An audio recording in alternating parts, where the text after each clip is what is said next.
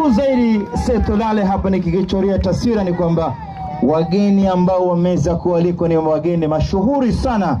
Kwanza kabisa tupo naye Ghost Mulee, mmoja wa viongozi katika nyanja ya spoti ambao wamejulikana sana, pamoja akiandamana naye Francis Kimanzi, huyu mmoja ambaye ni wakufunzi wa timu ya taifa, na bila kumsahau pia Musa Otieno ambaye ni kapteni ambaye aliweza kushiriki katika dimba la AFCON mwaka 2004.